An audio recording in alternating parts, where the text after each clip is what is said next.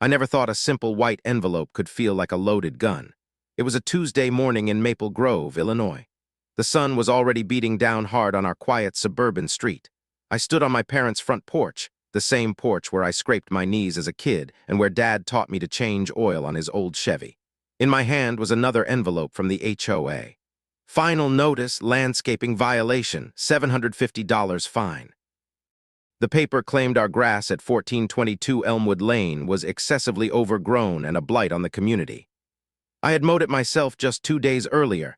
I could still smell the fresh clippings on my boots. My hands shook, but not from anger this time. This time I smiled, small, tight, the kind that doesn't reach the eyes. Because after 18 months of silent war, I had turned their own 187-page rulebook against them. I had the emails, the certified receipts, and the procedural landmines already planted. One more push and the entire board would be forced to void every fake fine they'd ever slapped on us. What I didn't know that morning, what none of us knew, was that my father had been fighting the exact same war for 3 years longer, in a completely different way, right under our noses. I slipped the envelope into my back pocket and walked inside.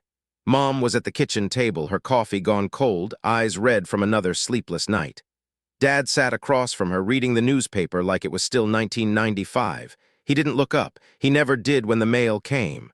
"Another one," Mom whispered. I nodded. "We're not paying it." Dad folded the paper with slow, deliberate creases. "We'll handle it." That was all he ever said. "We'll handle it." For 3 years I'd heard those words while the fines kept stacking up, $8,400 and counting. Last month the lien notice arrived. One more unpaid violation and the bank could force the sale of the house my parents had paid off in 2009. The house where my sister and I grew up. The house Dad built the swing set for with his own hands. I watched him shuffle to the garage after breakfast, same as always. The door closed with a soft click. I used to think he was just tinkering with engines. I was wrong. Robert Thompson had always been a quiet man. Retired mechanic, 68 years old, the kind who fixed problems instead of talking about them.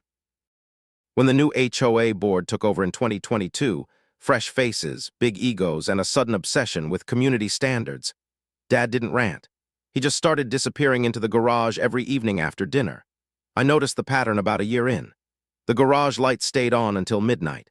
He'd come back inside smelling of coffee and printer ink, his hands stained with yellow highlighter.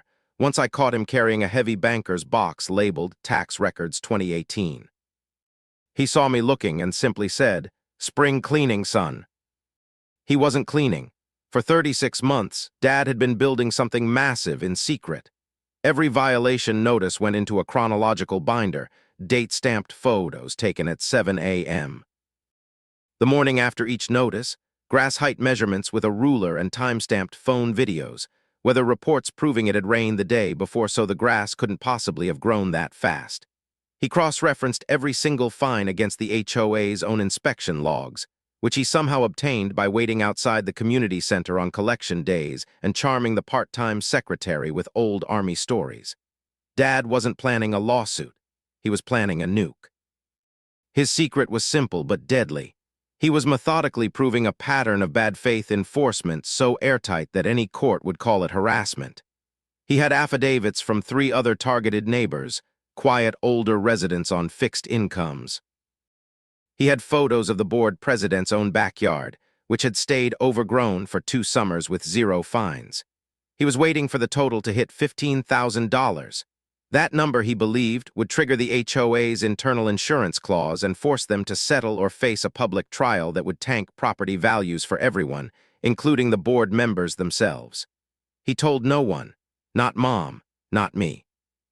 He paid the early fines out of his pension to keep the lien away, then stopped when the amounts got ridiculous. Every night he added another page to the binder, another quiet gotcha he planned to drop like a hammer when the moment was perfect. I only saw fragments, the late nights, the way he flinched when the mail truck came. The single time I walked into the garage unannounced and saw him sealing a thick manila envelope addressed to Thompson Family Legal File. He smiled the saddest smile I'd ever seen and said, "Just old paperwork, Alex. Don't worry about your old man." I worried.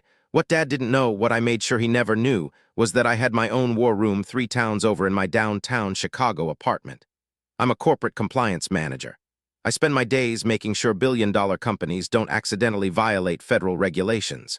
When the fines started, I did what I do best. I read the rules. All 187 pages of the Maple Grove HOA covenants, conditions, and restrictions. Then I read the bylaws, the enforcement procedures, the appeals process, and the self-punishment clauses buried deep in Article XII. The board was breaking their own rules on almost every notice they sent us. My plan was surgical. For 18 months, I had been sending certified letters, first anonymously, then under my own name once the pattern became undeniable. Each letter cited chapter and verse of their own bylaws, demanded immediate voiding of the fines, and warned that continued violations would trigger Article XII penalties, removal of offending board members, and reimbursement of all legal costs to the affected homeowner. I built spreadsheets, timelines, color-coded exhibits. I recorded every phone call with the management company. I even got a friend who was a licensed surveyor to swing by twice and certify our lawn measurements. I never told Dad. He'd always said, "Don't poke the bear, Alex, just pay and keep the peace." I loved him, but I couldn't watch him shrink under the weight anymore. Every time a new violation arrived, I answered with another letter. The HOA's responses grew frantic, longer, angrier, full of legal-sounding nonsense that only proved they were scrambling. They didn't know the letters were coming from the same house they were fining. 2 parallel wars, same enemy, same house. 2 men who loved each other too much to ask for help. The pressure built like a slow leak turning into a flood. By last summer, the total reached $11,200. The lien was filed. Mom started having panic attacks in the grocery store, terrified we'd lose the only home she'd ever known. Dad's blood pressure hit 170 over 100. His doctor threatened medication he couldn't afford on top of everything else. I took 2 weeks of personal time from work and drove out every weekend, pretending it was just a visit. We fought at the dinner table. "You're going to get us evicted with your stubbornness," Mom told Dad one night, voice cracking. "I'm protecting what's ours," he answered quietly, eyes on his plate. I slammed my fork down. "Then let me help. I deal with rules for a living." "You deal with corporate rules?" Dad cut in, the first real edge I'd heard in his voice in years. "This is different. These people are neighbors.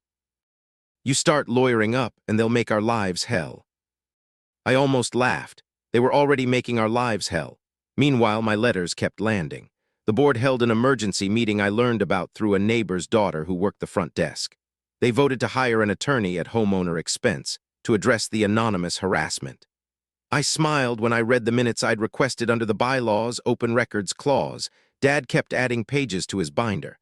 I saw the box get thicker every time I snuck into the garage while he napped. The stakes kept climbing. The HOA started sending courtesy inspectors at 7 a.m. on Saturdays. They ticketed Dad's 1968 Mustang for non-operational vehicle, even though it ran perfectly and was stored under a tarp that met every spec. Another $500. Mom cried in the laundry room. I sent another letter that same afternoon citing the exact paragraph that protected classic cars as historical assets. We were both winning small battles. We were both losing the war because we were fighting it alone. Then came the letter that forced everything into the open. Mandatory compliance hearing, October 17th, 6:30 p.m., Community Center. Failure to appear will result in immediate referral to collections and potential judicial foreclosure proceedings. They were done playing. The entire board would be there. They wanted blood. Mom broke that night. She waited until Dad went to bed, then called her brother, my Uncle Frank, in tears. "Frank, please," she begged. "Just come sit with us. I don't want to lose the house."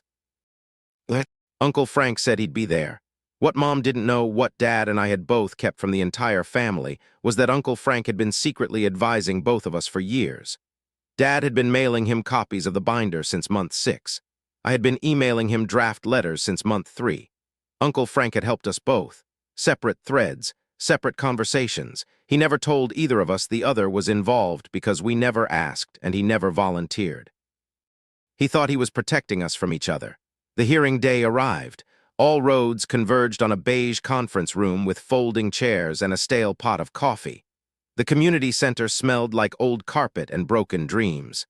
5 board members sat behind a long table like judges at a kangaroo court. Mr.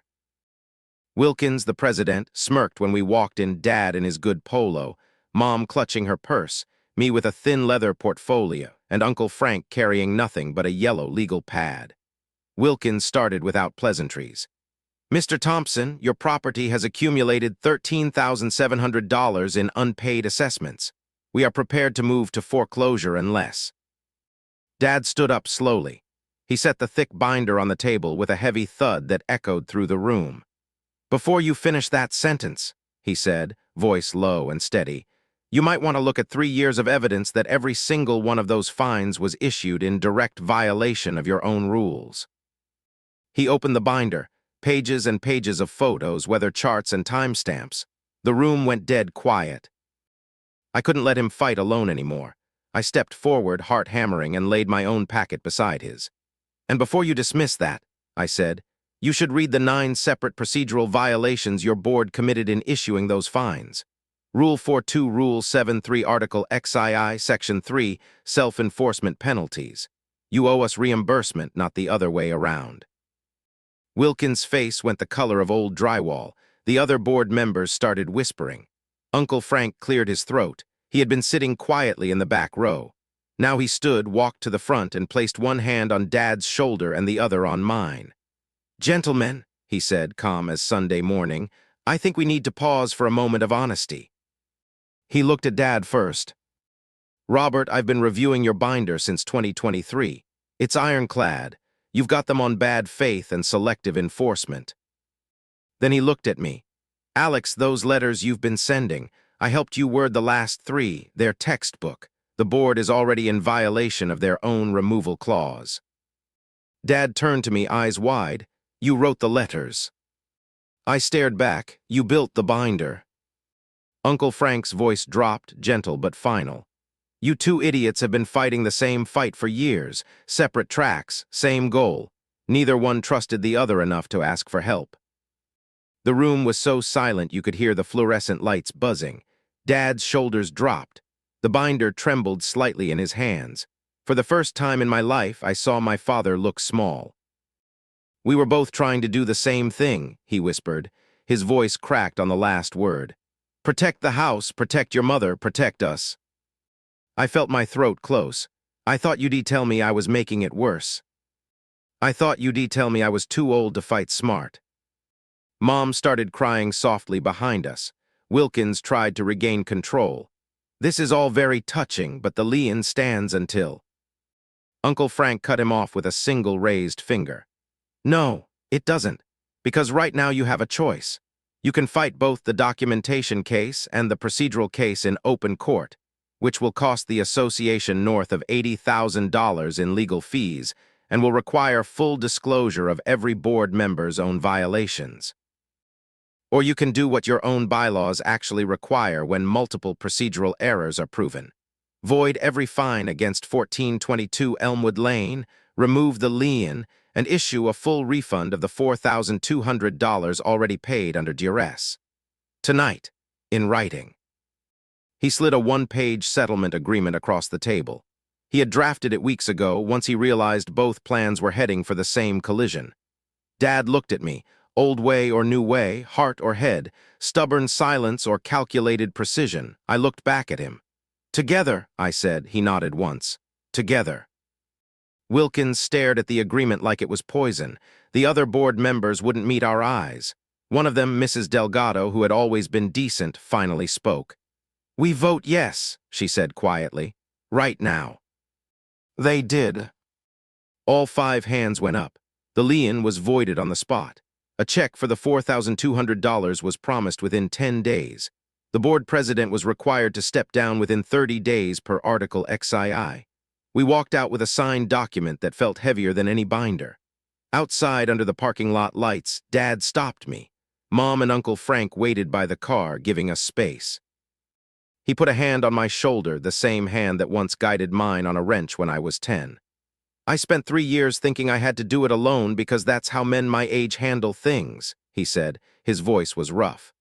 You did it smarter. You used their rules like a scalpel. I'm proud of you, son, real proud.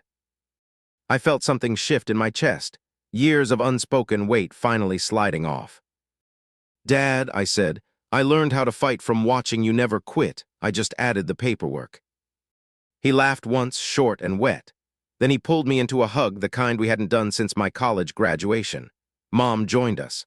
Uncle Frank stood back, arms crossed, smiling like a man who had just watched two stubborn mules finally pull in the same direction.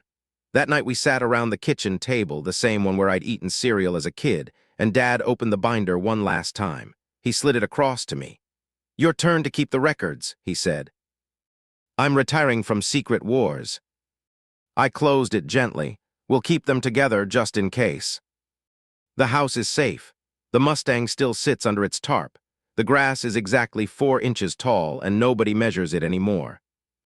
But the real victory wasn't the money or the lien or even the board president's resignation. It was the look in my father's eyes when he handed me the binder, like a quiet man finally admitting the next generation wasn't just book smart. It was Mom sleeping through the night for the first time in 2 years.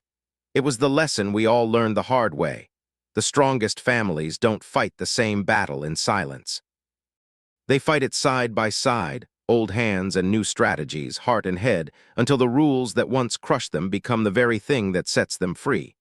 I still have the final violation notice framed in the garage. Red stamp and all. Underneath it, in Dad's careful handwriting, are 6 words. We turned their rules against them. And this time we did it together,